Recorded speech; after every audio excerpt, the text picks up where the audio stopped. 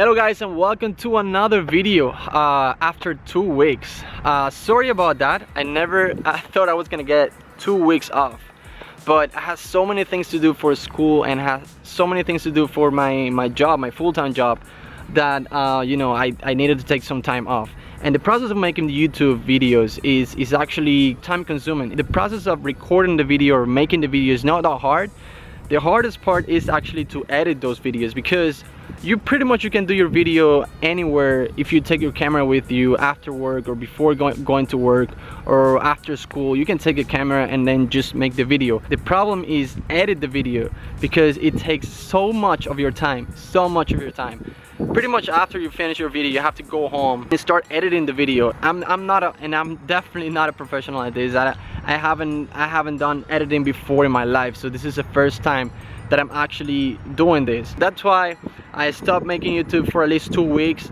I had like 2 very busy weeks, so that's the reason why I didn't film during that time. The good thing is that I haven't done too many things to the Jeep, and that's a good thing for you guys, because you guys are up to date. The only thing that I did to the Jeep was the rear fender flares. That is something that I needed to do a long time ago, and I didn't do it because it is painful for me to cut my Jeep or to trim the Jeep. It is actually painful. I don't like to do it, but it is something that you have to do. I have put the front fender flares for a long time now, and I needed to do that for the rear. So let me show you what I did. This is pretty much the new fender flares for the rear. So this is pretty much what I did. As you guys can see, this is the Bushwacker flat style fender flare. It is a plastic fender flare, and honestly, in my opinion, and this is my opinion, the Bushwacker fender flares and Notch Customs, I believe that's the name, fender flares, those are the two that looks better on the Jeep XJs. There are other options out there, but in my opinion, the ones that look better on the Jeep are the Bushwackers and the Notch Custom fender flares. The problem with the Notch Customs fender flares, and I think one of you actually suggested that I should get the Notch Customs fender flares, they are extremely expensive. They are $700, guys. I don't think I will ever pay $700 for a set of plastic or fiberglass type of fender flares. There is another option that I forgot to mention, and those are the Rusty's fender flares, I believe so, and those are amazing because those actually, they come all the way here, and they actually offer some protection to the body of the Jeep. The problem with those is that I don't quite like the look of it. They are, instead of being rounded here and make a nice shape to it, they are like a little bit square, and I'm not too happy with the look of it. But if they make a look a little bit better, just a little bit better, I will definitely go for it. Now, one thing that I need to say about the Bushwacker fender flares, there's something that you need to know, and it's this. I have some mixed feelings about Bushwacker's fender flares. Obviously, they look good, as you guys can see. They have a very nice profile. They look really good on the Jeep, and overall I think it's a good product. However, there are 2 parts in these fender flares. There is an inner part that you guys cannot see right now, and there is this outer section right here that's pretty much the visible part of the fenders.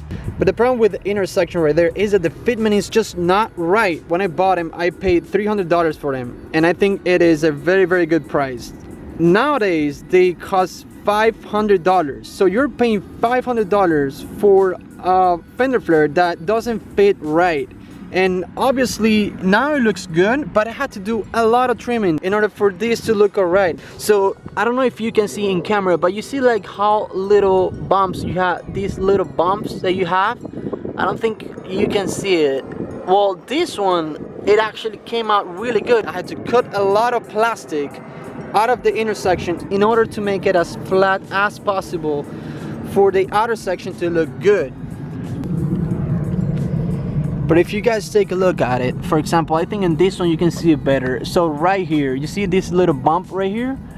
That is not the outer section, that is actually the inner part that is pushing this part right here, making this little bump. if I did this and you can still see it, can you imagine how would it look without me trimming anything? So that's the problem that I have with the Bushwacker fender flares. I know they're plastic, but come on, if you can make this fit better, why not? So that's something that they need to fix, and that's something that you guys will realize if you ever order something like this. If you ever order Bushwacker fender flares, you will notice there's one part that comes all the way here up to here, and then there's another part that comes all the way here. Now in the middle, in this junction right here, you have to make sure that it's flat, so this looks good at the end. So that's one thing that you definitely need to look for in the Bushwacker fender flares.